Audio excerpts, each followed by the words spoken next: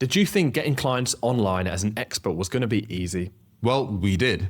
I'm Anthony. I'm Tig. And after writing 5 books, Releasing over 390 podcast episodes, and sending more than 1.5 million outreach messages, we eventually broke through and made over $1 million with our own coaching program that helps business owners attract dream clients without social media using 15-minute solo podcasts. but it was an absolute grind, and we really wish we'd have known how to do it a much smarter way. So to make getting clients online 10 times easier, here are the 3 essential steps that if we followed sooner would have saved us a ton of time, and we're confident it can for you. So step 1 is to clarify your unique positioning. Interesting. And why do we do that? Well, because most experts market themselves in a way that could apply to literally anyone in their space, which keeps them stuck, invisible, not able to gain traction and land clients because they're invisible. Interesting. Now, this might be kind of hard to visualize right now, so let's get into that. Do you remember how we first discovered this for ourselves? 4 years ago, when we were trying to build our coaching business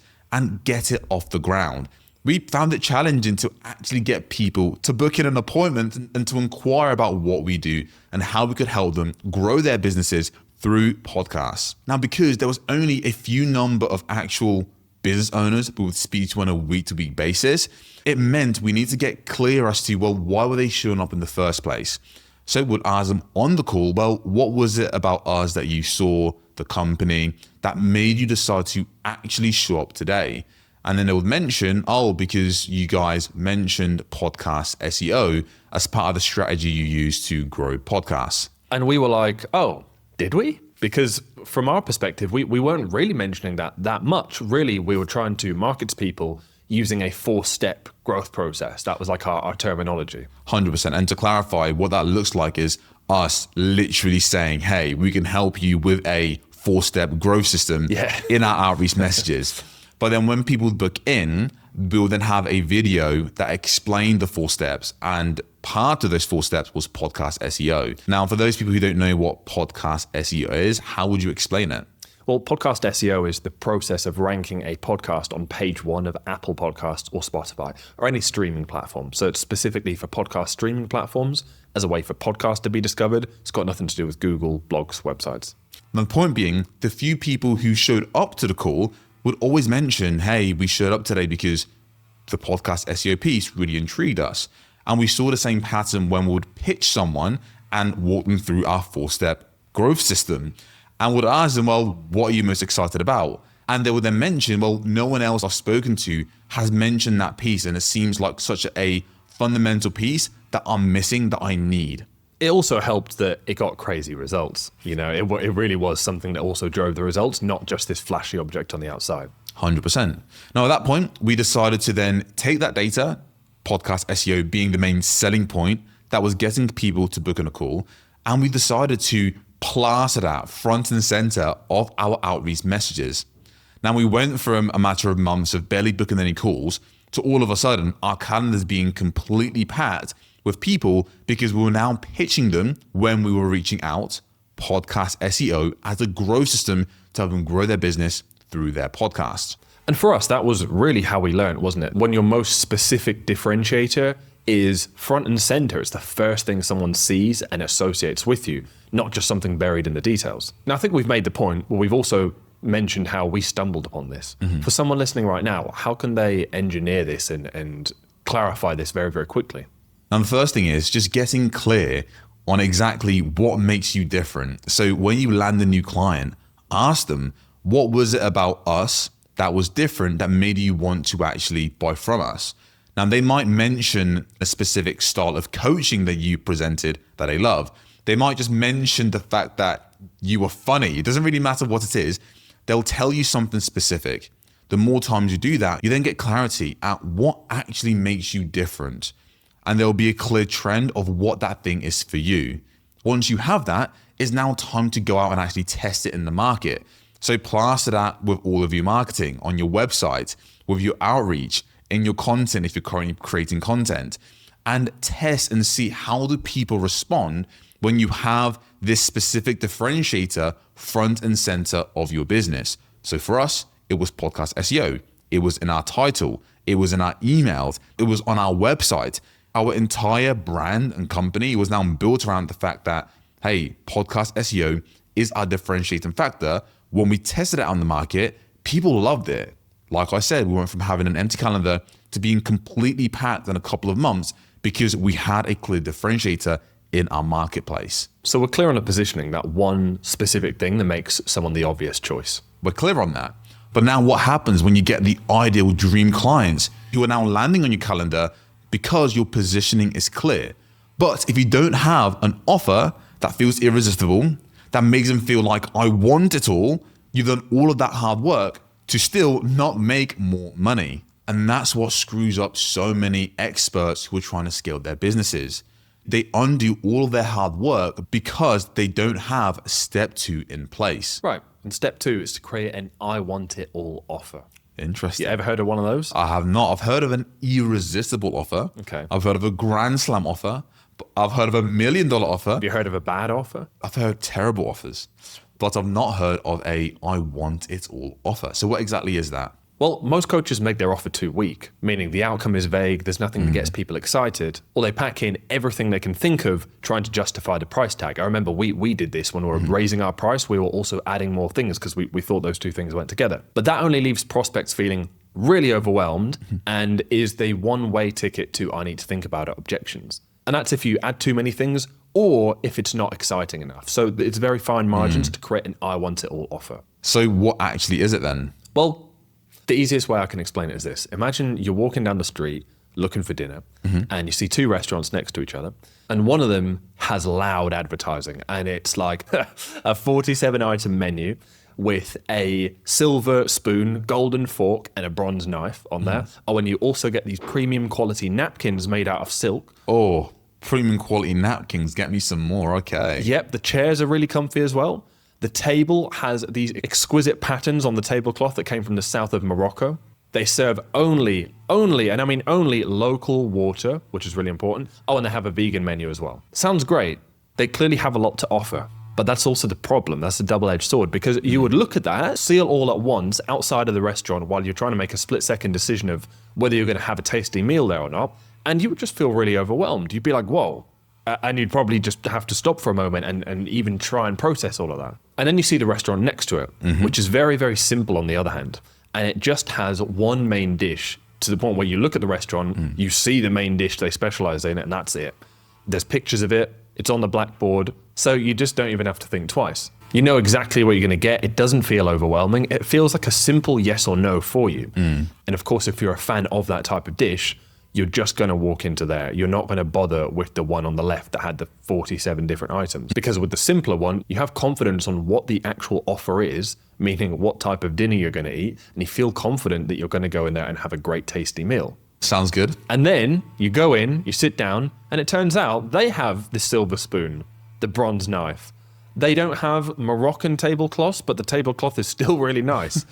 The water, you don't know where it's from, but it tastes very nice. And the experience is amazing. The chef comes out and talks to you about the dish. The waiters provide a top-class service to you. And all of these things that you didn't even think about as you're entering are just amazing bonuses that leave you with a fine experience that would make you want to come back. Now, if you tried to market all of those things on the outside, it would have been way too much. The thing they were marketing and the thing that gets people in is the main dish, and everything else was complementary and points towards that. Whereas the rest on the left, there's no clear leading point. The offer wasn't built around one thing in particular. It was just a load of things crammed in there. And this is what so many experts and consultants online do with their offer.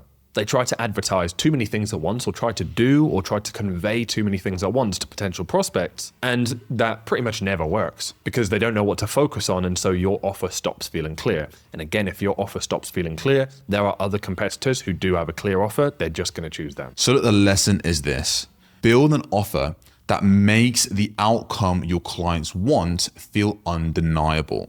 And then add things that supplement and makes the outcome feel guaranteed. Every single deliverable that you have within your offer should make your clients feel like, I want it all. There shouldn't be a single thing, a single deliverable that you're offering that the client thinks, oh, I don't feel like I need that. Because that's what creates doubt. And that's what gets them thinking, well, I need to think about it. Do I really need X, Y, and Z? Whereas when every single thing is very simple, very clear, that's what creates the I want it all offer. Now, most people, Todd, might be wondering, okay, that sounds great.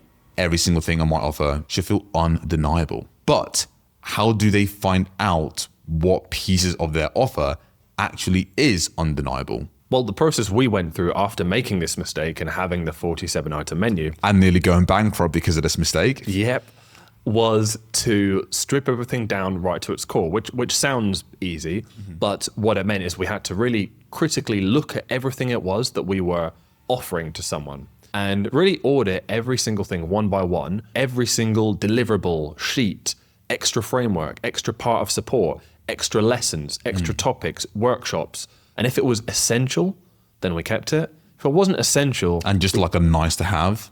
then we removed it. And it's not to say that we then didn't deliver it in the program. Sometimes we did, sometimes we didn't. It also helped us make service delivery way easier. And that's for someone who has the 47 list of things on their menu. But if you're on the other side of the spectrum where you feel like you're still not closing deals, your offer isn't a I want all offer, it's likely because you don't have enough things on your deliverable that feel undeniable. That sounds great. That's also what we did or thought we were doing and ended up with the 47 item menu. So how do you balance making sure that you don't just end up back in square one going down that route? How we're making the decision isn't by thinking to ourselves, oh, what would be nice to have on this offer to make it feel undeniable? That's not the question. I think for us, the mistake that we made was like, oh, what things could we add on here that would be like, make this even extra and even more? It's very different to what things do we need to add that makes the outcome we're promising feel guaranteed? What's an essential piece that we need to have to where if we didn't have this, it wouldn't work? So now you have positioning that makes you stand out and an offer that makes people feel, yes, I want it all, which of course leads to a yes and removes objections. There's one more piece, and when I say it, it's going to feel very, very obvious, which is if no one finds you in the first place, they can't see you as the obvious choice and then can't ever see your offer either. And if anything, this is what most experts never fully solve, meaning they can have something that makes them different. They can have a great offer and do it in such a way that does get client results and brings in referrals, but they still stay stuck relying on referrals more than they'd like to because they don't have a consistent way to really get in front of more of the right people. So what would step 3 be? So step 3 is being found by dream clients who are looking for your solutions. All right. Most coaches who are trying to scale their businesses are constantly posting on social media.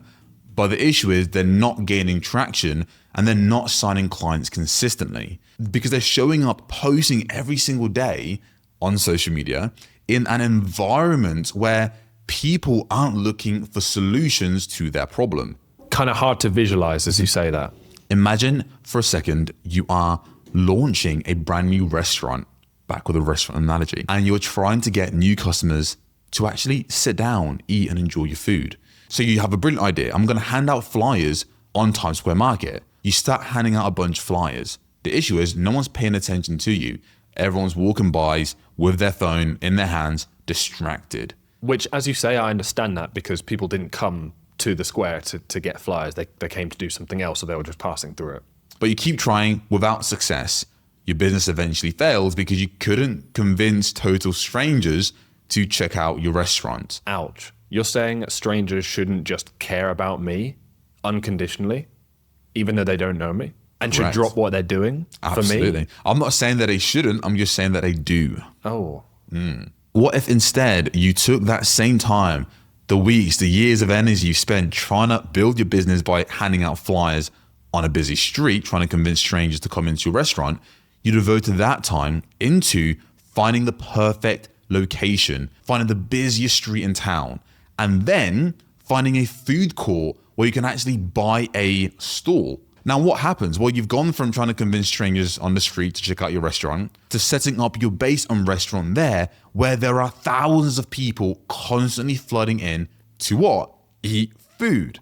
yeah, that seems like a better plan. So look, bringing it back to the point of being found by people looking for solutions you have to offer. The guy in the city center handing out those flyers, people aren't looking for restaurants to eat at. They're just walking by distracted. That's what it's like posting on social media. When you post online, no one's coming onto LinkedIn, Instagram to discover and find solutions to their problem. It doesn't work like that. So you put a lot of energy in, but because no one's looking for the solutions you offer, you don't get the energy back. Makes sense. So I'm clear on why social media is like handing out flyers, and I'm clear on why choosing a location that naturally has loads of people walking past looking for a restaurant makes sense. The next question is, well, where is that? My mind goes to like rank on Google search or what? Now look, Tig, that's so 2020. Google's actually, I don't know if you know this, but Google search is dying. You need a much better way to be found. Now look, I think for both of us, we know that there is a different way to be found via search that doesn't include Google. That's what most people think about. The way that our clients attract dream clients into their business who are looking for solutions is through 15-minute solo podcasts where they share their expertise and they get their podcast ranked in the right location, which is Apple Podcasts and Spotify, where dream clients would go onto these platforms and search for specific problems, i.e., how do I get found by more clients who are looking for my solutions? When you're able to rank on page 1 of Apple and Spotify, you're then shown to these individuals who have a problem and they're searching for a solution. Now, don't quote me on this, but I believe there's nearly 2/3 of people in America who listened to a podcast in the last month. Okay, so we're talking like 200 million people just in America alone. 100%. One of our clients, Sheridan, was able to actually build a podcast, 50 minutes, her on a mic, sharing her expertise. And then she got ranked for the right keywords on Apple and Spotify. Now, she was like an expert helping entrepreneurs scale their businesses through nervous system regulation. So when people went searching for content and solutions around scaling a business through nervous system regulation, they found her, listened to a podcast, and became a client. She actually landed 2 new clients, earned $12,000 in a single month because her podcast was ranked and found by dream clients looking for solutions to their problem. So to recap, there are 3 essential steps to getting clients without social media. Number 1 would be to get clear on your positioning and what makes you the obvious choice. What's your differentiator? Step 2 is then to create an offer that is an I want it all offer. Not an irresistible offer, not a grand slam offer, not an offer, an I want it all offer. And then step 3 is to be found by the right people by building a search-based asset so people can find you. For example, a 15-minute solo podcast that ranks on page 1 of Apple and Spotify, which of course for us is our recommended choice, seeing that over 200 million people in America alone are browsing these platforms, yet most experts are completely oblivious to the opportunity, instead just keep posting on social media. You don't have to.